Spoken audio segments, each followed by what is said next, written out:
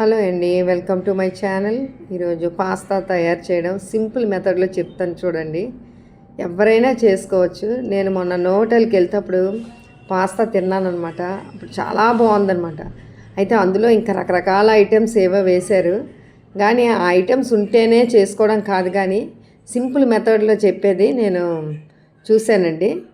ఎందుకంటే టేస్ట్ ఉంటే మనకు చాలు. ఇది చాలా హెల్దీ ఫుడ్.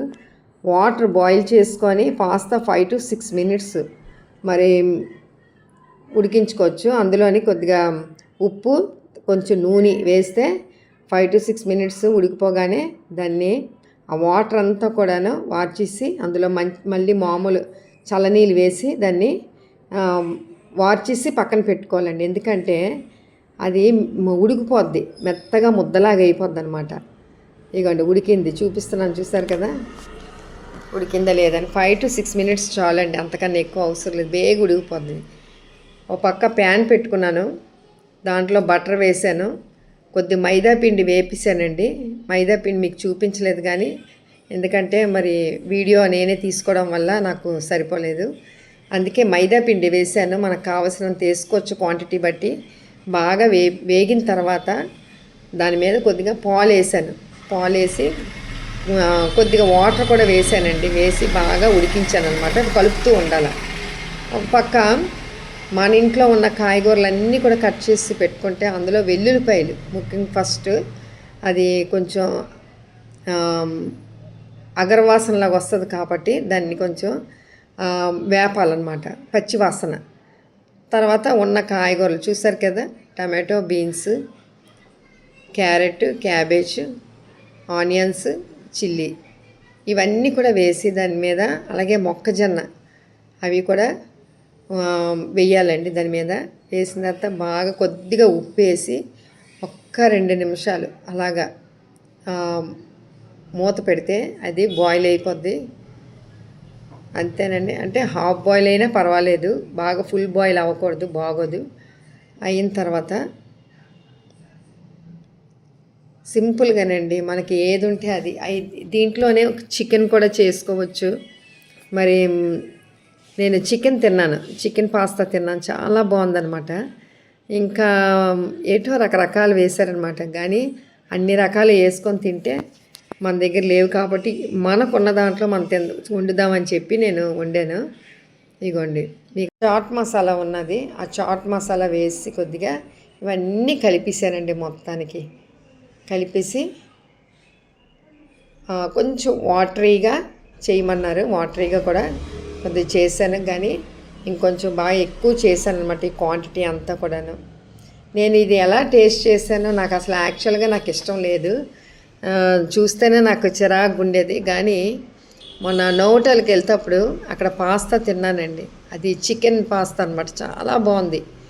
అయితే అవన్నీ వండాలంటే ఇప్పుడు మన దగ్గర ఉండవు కదా. ఇప్పుడు సడన్గా ఏదైనా ఆకలేస్తే తినాలంటే చేద్దామని ఒక చిన్న ట్రైల్ వేసానమాట.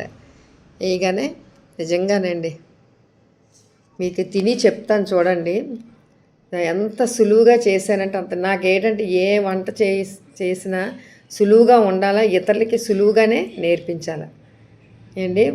మనకున్న కాయగూరలు కట్ చేసుకొని పక్కన పెట్టుకుంటాం, అందులో వెల్లుల్లిపాయలు ఎక్స్ట్రా అనమాట, ఎక్స్ట్రాడినరీ చిన్న చిన్న పీసెస్ కట్ చేసి పెట్టుకుంటాము. అలాగే మైదా పిండి, పాలు ఈ బటర్లోని బాగా వేపేసి మైదా పిండి, పాలు వేసి చక్కగా మరగబెట్టి దగ్గర చేసుకోవాలి. వాటరీగా ఉండాలి మెయిన్. తర్వాత ఈ కాయగూరలన్నీ కూడాను మనకి ఉడికిన తర్వాత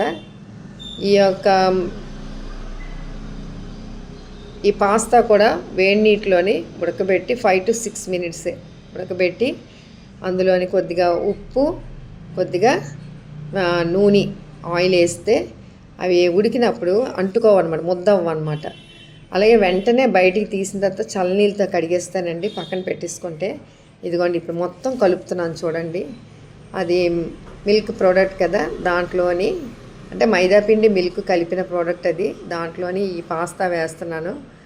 ఇదిగోండి ఈ కాయగూరలు కూడా వేసి శుభ్రం కలిపేసి దానిపైన కొత్తిమీర జల్లుకొని తింటే చాలండి.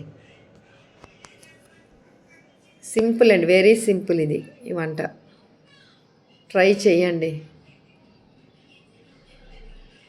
సాయంత్రం ఆకలన్నా, సడన్గా ఆకలన్నా, ఎవరైనా వచ్చినా ఇవి చెయ్యొచ్చు. ఇదిగోండి.